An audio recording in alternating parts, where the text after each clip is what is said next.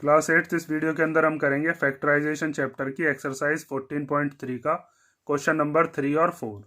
तो question number 3 हमें दिया है वर्कआउट द फॉलोइंग डिविजन्स। इसके अंदर भी हमें डिवाइड ही करने हैं जैसे फर्स्ट और सेकंड क्वेश्चन में किए थे। तो सबसे पहले जो नंबर ये लिखा होता है डिवाइड के पहले वाला, इसको हम लिखते हैं न्यूमरेटर के अंदर। तो न्यूमरेटर लिख लेते हैं 10x माइनस 25 और डिनोमिनेटर में क्या लिखोगे, डिनोमिनेटर दिया है यहाँ पर 5। अब डिवाइड कैसे करें, तो डिवाइड करने के लिए दो मेथड मैंने आपको बताए थे, या तो 10x के अपॉन में भी 5 लिख लो और 25 के भी अपॉन में 5 लिख लो, या फिर ऊपर वाले दोनों में से जो चीज़ कॉमन आ रही हो वो कॉमन लेकर बाहर निकाल दो। तो यहाँ पर 10 और 25 दोनों में से क्या चीज़ कॉमन आ जाएगी, 5। क्योंकि देखो 10 जो होता है इसको क्या लिख सकते हैं, 2 इंटू 5, 2 5 जो 10 होता है ना, और 25 को क्या लिख सकते हैं, 5 इंटू 5। तो दोनों में 5 तो आता ही है, तो 5 के टेबल में दोनों आते हैं, तो 5 को हम ले लेते हैं कॉमन। जब आपने 5 कॉमन ले लिया तो आप देखोगे 5 की टेबल में 10 कितनी बार आता है, 2 बार, तो 2 बचा और ये वाला x बचा माइनस। फिर 5 की टेबल में 25 कितनी बार आता है, 5 बार। जैसे ये 5 एक तो कॉमन आ गया था, एक 5 बचा, तो वो 5 यहाँ पर लिख दिया। अपॉन में क्या है, फिर अपॉन में है 5। अब इस 5 से ये वाला 5 क्या हो सकता है, कैंसिल, जो ब्रैकेट के बाहर होगा। तो ये जो चीज़ बची यही हमारा डिवीजन करने के बाद आंसर होगा, 2x माइनस 5। नेक्स्ट क्वेश्चन देखते हैं। नेक्स्ट क्वेश्चन के अंदर दिया है 10x minus 25 divided by 2x minus 5। यही क्वेश्चन है, बस डिवीजन वाला जो नंबर है वो चेंज कर दिया है, होगा ऐसे ही ये भी। तो 10x माइनस 25 को लिख लिया हमने न्यूमरेटर में, और डिनोमिनेटर में क्या लिख लेंगे, 2x माइनस 5। तो अभी आपने ऊपर वाले दोनों में से कॉमन लिया था ना, यहाँ पर भी यही नंबर था, यहाँ पर भी यही है, तो दोनों में से क्या चीज़ कॉमन ली थी हमने, यहाँ पर 5। तो 5 कॉमन ले लेते हैं। 5 की टेबल में 10x कितनी बार आ जाएगा, 2x बार, और 5 की टेबल में 25 कितनी बार आएगा, 5 बार, और अपॉन में क्या है, अपॉन में है 2x माइनस 5।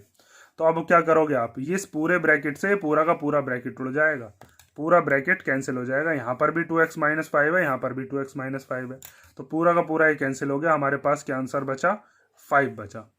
समझ गए ना, ऐसा ही सिंपल क्वेश्चन हमें पूरा का पूरा क्वेश्चन नंबर 3 दिया है। दो पार्ट हो गए इसके, अब हम देखते हैं इसका थर्ड पार्ट। तो थर्ड पार्ट के अंदर हमें दिया है 10y 6y प्लस 21, और फिर डिवाइड में है 5 2y प्लस 7। तो आप लिखोगे 10y 6y प्लस 21, और इसके डिवीजन में क्या है, 5 2y प्लस 7। तो सबसे पहले जो ब्रैकेट के बाहर है, यहाँ पर देखो 5 है और यहाँ पर 10 है, तो 5 और 10 दोनों सेम टेबल में आते हैं, तो 5 और 10 को हम कैंसिल कर लेते हैं। 5 1 जा 5 और 5 2 जा 10। तो क्या क्या बचा हमारे पास, ऊपर बचा 2y। उसके बाद देखो यहाँ पर ये 6x है और ये 21 है, तो इन दोनों में से भी कोई चीज़ कॉमन आ सकती है क्या, 3 कॉमन आ सकता है। क्योंकि ये जो 6 है, ये 6 कैसे बनता है, ये 6 बनता है 3 2 जा 6 करके, या 2 3 जा 6 करके। और ये जो 21 है, ये 21 कैसे बनता है, 3 7 या 21 करके। तो दोनों में 3 तो कॉमन आ ही जाएगा ना, तो दोनों में से हम क्या करते हैं, 6y और 21 में से 3 ले लेते हैं कॉमन। और ये जो 2y है इसके मल्टीप्लीकेशन में आ जाएगा वो 3, क्योंकि यहाँ पर बाहर क्या है, यहाँ पर मल्टीप्लीकेशन होती है ना, तो 3 आ गया बाहर। तो यहाँ पर जब आप इस 6y में से 3 कॉमन ले लोगे तो क्या बचेगा, 2 बचेगा, और ये वाला y बचेगा। या फिर आप ऐसे समझ सकते हो कि 3 के टेबल में 6 कितनी बार आता है, 2 बार, तो 2y बचा। उसके बाद जब यहाँ पर 3 7 या 21 किया था, 3 कॉमन आ गया, तो क्या बचा, 7। या फिर 3 के टेबल में 21 कितनी बार आता है, 7 बार आता है। अपॉन में क्या बचा, अपॉन में बचा है 2y प्लस 7। ये जो हमें ब्रैकेट दे रखा था, ऊपर भी कॉमन लेकर यही आया, तो इसका मतलब इस पूरे ब्रैकेट से पूरा का पूरा ब्रैकेट क्या हो जाएगा, कैंसिल आउट हो जाएगा। तो क्या क्या बचेगा अपने पास, 2y इंटू 3। तो 2y की जब 3 में मल्टीप्लाई करेंगे तो डिजिट के डिजिट में होती है, 2 3 जा कितना हो जाएगा, 6 और y, ये इसको डिवाइड करके आ गया। फोर्थ वाला पार्ट देखते हैं। तो फोर्थ वाले पार्ट के अंदर लिखेंगे 9x स्क्वायर वाई स्क्वायर, और फिर है ब्रैकेट के अंदर 3z माइनस 24। उसके अपॉन में क्या है, उसके अपॉन में है 27xy, और फिर दिया है z माइनस 8। तो सबसे पहले तो ब्रैकेट के बाहर वाले पर ध्यान दो। यहाँ पर ब्रैकेट के बाहर है 9 और यहाँ पर क्या है 27, दोनों जो डिजिट हैं, तो 9 1 जा 9 चला जाएगा और 9 3 जा 27। ऊपर है x की पावर 2, नीचे है x एक बार, तो इसका मतलब ये है कि ऊपर लिखा हुआ है x 2 बार और नीचे लिखा हुआ है x एक बार, तो एक x कट जाएगा, एक x बचेगा। ऐसे यहाँ पर y 2 बार है, इसका मतलब y को हम 2 बार लिख लेते हैं, नीचे y एक बार है, तो y से y कैंसिल हो जाएगा। तो क्या क्या बचेगा ऊपर, ऊपर x थे 2 बार, नीचे 1 था, तो बचा कितना, 1x बचा। ऊपर y 2 बार थे, नीचे 1 बार था, तो 1y से 1y तो कट ही गया होगा, 1y बचा होगा, जो चीज़ मैंने यहाँ पर बताई। उसके बाद यहाँ पर देखो ये 3z और 24, इन दोनों में से क्या चीज़ कॉमन आ सकती है, इन दोनों में से 3 कॉमन आ सकता है। तो इन दोनों में से हम क्या कॉमन ले लेते हैं, 3 कॉमन ले लेते हैं। तो 3 के टेबल में जो 24 है वो तो 8 बार आएगा, और 3 जब यहाँ से कॉमन ले लिया होगा तो यहाँ पर बचेगा 1z या फिर बस z। जब आप इस 3z में से 3 बाहर निकाल लोगे तो z ही तो बचेगा बस, और फिर माइनस, जब इसमें से 3 कॉमन ले लेंगे तो इसमें क्या बचेगा, इसमें बचेगा 8। क्यों बचेगा, ध्यान से देखो, 3z का मतलब क्या है, 3 इंटू जेड, और यहाँ पर 24 का मतलब क्या है, 3 इंटू 8। तो आपने दोनों में से क्या क्या चीज़ कॉमन ले ली, 3 तो कॉमन आ गया, यहाँ से क्या बचा, ये z बचा, ये ब्रैकेट में लिख दिया, यहाँ पर क्या बचा 8, वो यहाँ पर लिख दिया। अपॉन में क्या है, अपॉन में हमारे पास ये वाला 3 और फिर z माइनस 8, z माइनस 8। यहाँ पर ये चीज़ कैंसिल हो गई है, इस x से एक x चला गया, इस y से ये y चला गया, तो नीचे वाले x y तो कैंसिल हो गए। तो यहाँ पर आप z माइनस 8 से क्या काट दोगे, z माइनस 8 काट दोगे, और 3 से क्या काट दोगे, 3 से कट जाएगा 3। तो क्या क्या बचेगा आपके पास, आपके पास बचा बस x y, और यही अपना क्या हो जाएगा, आंसर हो जाएगा। ठीक है, सॉल्यूशन में ये चीज़ शो करके मत दिखाना, ये मैं यहाँ पर मिटाए देता हूँ। सॉल्यूशन में ये चीज़ शो नहीं करते हम, ना ये वाली चीज़ और ना ही ये वाली चीज़। ठीक है, ये हमने इसीलिए रफ कर दिया। अब नेक्स्ट देखो, चलो, तो फिफ्थ वाला पार्ट हमें दिया है 96 ABC, और फिर उसके बाद ब्रैकेट में है 3A माइनस 12, और फिर उससे अगले ब्रैकेट में है 5B माइनस 30। तो पहले इसे लिख लेते हैं 96 ABC, और फिर 3A माइनस 12, और फिर है 5B माइनस 30। और दूसरे ब्रैकेट के अंदर क्या है, डिनोमिनेटर वाला जो है 144, और उसके बाद यहाँ पर है A माइनस 4, और दूसरा दिया है B माइनस 6। तो सबसे पहले मैंने आपको बताया जो भी ब्रैकेट के बाहर वाले जो नंबर होते हैं, अगर वो दोनों किसी सेम टेबल में आते हैं तो उसको हम कैंसिल कर लेते हैं। तो यहाँ पर 96 और 144 दोनों ही 12 के टेबल में आते हैं, तो 12 से कैंसिल कर लेते हैं। 2 से भी काट सकते हो आप, जिससे भी आपका ईजी लगे उससे आप काट देना। 12 के टेबल से काटे देता हूँ मैं, तो 12 8 जा कितने होते हैं 96, और 12 का स्क्वायर होता है 144, तो 12 12 जा कितना हो जाएगा 144। सेम टेबल से चेक करते हैं हम। उसके बाद 8 और 12 भी दोनों के दोनों सेम टेबल में आते हैं 4 के में, तो 4 2 जा 8, और 4 3 जा कितना हो गया 12। तो हमारे पास क्या क्या बचा, ऊपर बचा 2, नीचे क्या बचा 3। उसके बाद ये वाला है ABC। अब आगे देखो, यहाँ पर ये है 3A माइनस 12, तो दोनों में से क्या चीज़ कॉमन ले सकते हैं, दोनों में से 3 कॉमन आ जाएगा, क्योंकि 3A का मतलब क्या है, 3A का मतलब है 3 इंटू है, और 12 का मतलब क्या है, 12 को हम लिख सकते हैं 3 इंटू 4। ऐसे ही देखो यहाँ पर 5B और 30, इन दोनों में से क्या चीज़ कॉमन आ जाएगी 5, क्योंकि 5B को आप क्या लिख सकते हो 5 इंटू B, और 30 को क्या लिख सकते हैं 5 इंटू 6। तो दोनों में से यहाँ से क्या कॉमन आ जाएगा 5, इन दोनों में से क्या चीज़ कॉमन आ जाएगी 3। तो यही चीज़ करने वाले हैं, अब आप ध्यान से देखते रहो। नीचे वाले जो इनको तो ऐसे लिख देंगे A माइनस 4 और B माइनस 6, क्योंकि इनमें से तो कुछ कॉमन आना नहीं। तो ऊपर वाले इन दोनों में से क्या चीज़ कॉमन ले ली हमने, 3 कॉमन ले लिया। यहाँ से क्या बचेगा, यहाँ से बचेगा A, जब 3A में से 3 चला गया तो क्या बचा, A बचा या नहीं, और जब 12 में से 3 चला गया तो क्या बचेगा 4 बचेगा, तो यहाँ पर आ गया 4। उसके बाद इन दोनों में से क्या चीज़ कॉमन आ रही थी, इन दोनों में से आ रहा था 5 कॉमन। यहाँ बीच में मल्टीप्लीकेशन है सबके, जब आपने 5 कॉमन ले लिया तो यहाँ पर क्या बचा, यहाँ पर बचा B, और यहाँ पर क्या बचेगा, यहाँ पर बचेगा 6। अब देखो, जब आप 3 की मल्टीप्लाई A में करोगे तो 3A दोबारा बन जाएगा, 3 की मल्टीप्लाई 4 में करोगे 3 4 जा 12 होते हैं, 5 की मल्टीप्लाई B में करोगे तो 5 भी बन जाएगा, 5 की मल्टीप्लाई 6 में करोगे तो 5 6 जा 30 आ जाएगा। ठीक है, ये हमने क्या कर लिया, कॉमन ले लिया। अब आपको दिख रहा होगा यहाँ पर कुछ चीज़ें न्यूमरेटर वाली और डिनोमिनेटर वाली आपस में कैंसिल हो सकती हैं, तो कैंसिल कर लेते हैं। A माइनस 4 से A माइनस 4 कैंसिल हो जाएगा, B माइनस 6 से B माइनस 6 कैंसिल हो जाएगा, इस 3 से ये 3 कैंसिल हो जाएगा। तो क्या क्या बचेगा हमारे पास, एक तो ये वाला 2 बचा, एक ये 5 बचा, तो 2 5 जा कितना हो जाएगा 10, और ये ABC, तो आप लिख दोगे ABC।